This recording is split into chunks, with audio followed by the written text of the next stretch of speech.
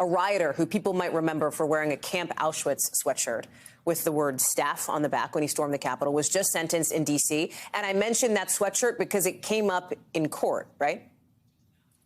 It did indeed, and it's a tricky area because, of course, there is the First Amendment that gives you the right to, wear a very offensive T-shirt like that. But the judge actually did say in this case that he thinks it helped illustrate the intent, and so this individual, Robert Packer, did not actually make any comments publicly before the court, and that's his right as well. But basically, did not explain why he was wearing that shirt and sort of left it up to his lawyer to sort of muddle around that and not really give a clear explanation. That didn't really fly so well with the judge, who didn't really see a full-throated apology necessarily coming from Packer. It was all sort of secondhand things that they got from his sister and the representations of his lawyer. But, there was this other image that actually did come up in court that NBC News surfaced last night that showed Packer what he was wearing underneath that sweatshirt earlier in the day when he was with that sister who wrote that letter on closer to Donald Trump's speech. He was wearing an SS shirt that, directly was supportive of the Nazis. So there were two layers of pro-Nazi materials that he was wearing that day, and presumably walked into the Capitol with that underneath that Camp Auschwitz outer sweatshirt that he wore, Haley. 75 days, yeah? That's right. Yes. Yeah. And actually, Stephen Ayers, also the Justice Department, just recommended 60 days for him. Stephen Ayers was the individual who testified before the January6 committee back in July. He was the writer they had before them. And speaking of picking up on what Barbara said in terms of inconsistent statements, the Justice Department represents in their filing that the story that he told to the January6 committee is inconsistent with what he said, the story he agreed to in his plea agreement. Because in his plea agreement, he says he's only there for 10 minutes, but based on the story he told on Capitol Hill, he was there for much longer than that, Ellie. So that's going to be an issue for him potentially when he gets sentenced next week.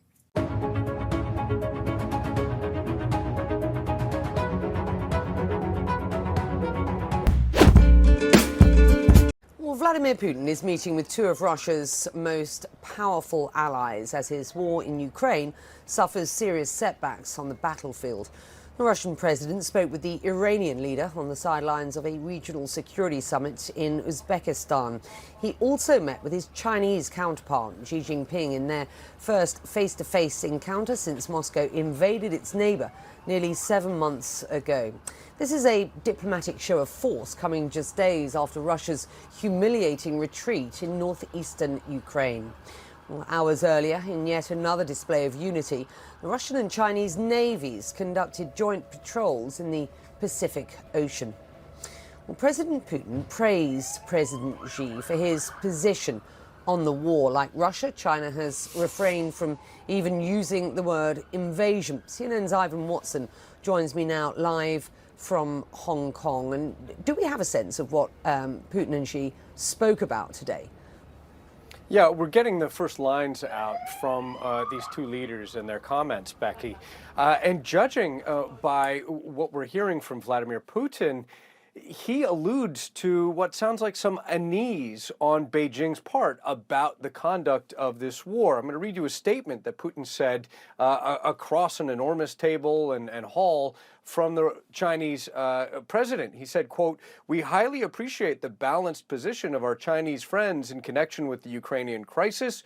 We understand your questions and concerns in this regard." There was no talk of questions and concerns the last time these two leaders met in early February in Beijing on the eve of the Beijing Winter Olympics. At that time, these two leaders sounded very united in their dislike of the U.S., in calling for effectively a new world order, not dominated by the U.S. And then weeks later, Vladimir Putin launched his invasion of Ukraine, which has not gone according to the Kremlin's plan. So now we fast forward 7 months, Vladimir Putin is more isolated internationally than he's ever been. His military is battered and arguably humiliated. He needs China more than ever. The lines that we're hearing from Xi Jinping at this meeting talk about friendship, talk about expanding, for example, agricultural ties, and defending each other's core interests, but we don't see or hear so far any specific reference to Ukraine. The Chinese government has argued publicly that the U.S. and NATO kind of forced Russia's hand, forced Russia to invade Ukraine. But we've just heard in the last couple of hours from the White House, a senior official talking to CNN, live on CNN, saying that the White House so far has not seen any overt signs of Chinese support for Russia in Ukraine, that China seems to be trying to avoid triggering sanctions. So keep an eye on this. But right now, we do not seem to hear Beijing's full-throated support of this deadly Russian adventure in Ukraine. Yeah, the war in Ukraine, or as I note today, the Ukraine crisis, as Putin has described it. He's just faced his biggest setback in the war with this Ukrainian counter-offensive. He and Xi, it seems, want to create a new world order to target the hegemony of the West. This could, of course, set back and spoil their plans. Ivan, thank you for that. Well,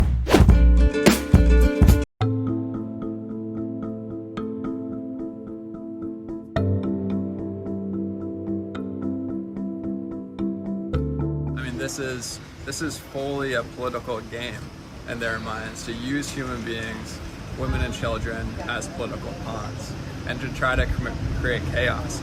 Their communication on this, Governor DeSantis' communication on this, was to jump on Fox News and beat his chest at how tough he is on immigration.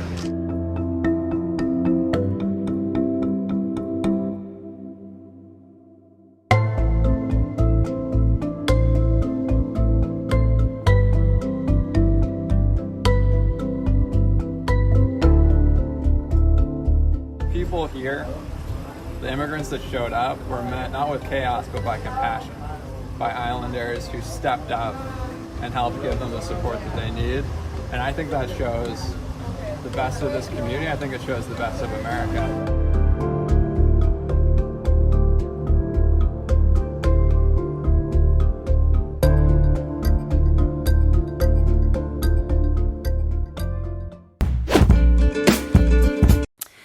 Fighting has continued between Armenia and Azerbaijan. The Armenian Prime Minister says more than 105 Armenian soldiers have died in 2 days of clashes with Azeri troops in the worst flare-up of hostilities in 2 years.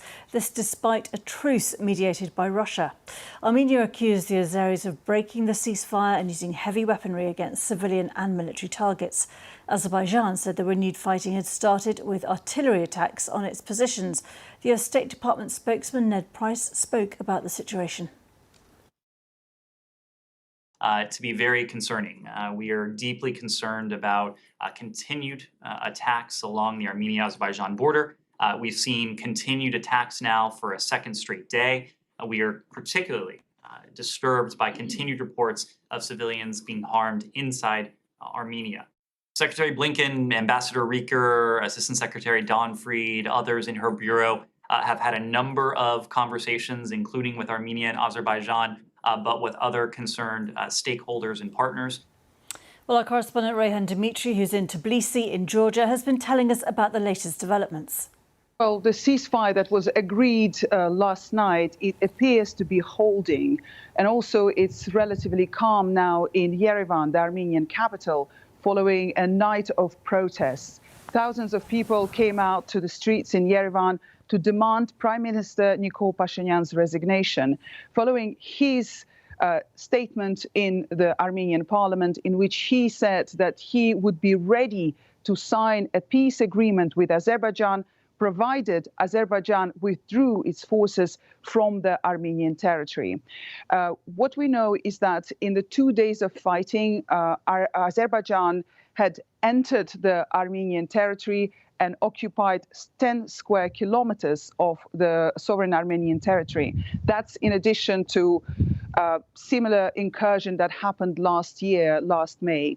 Now, we know that people in Nagorno-Karabakh enclave, so the whole conflict between these two neighboring nations, is over this land called the Nagorno-Karabakh. And the enclave, which is inside Azerbaijan but populated by ethnic Armenians, is still under Armenia's control. There are Russian peacekeepers that were sent there following the war 2 years ago.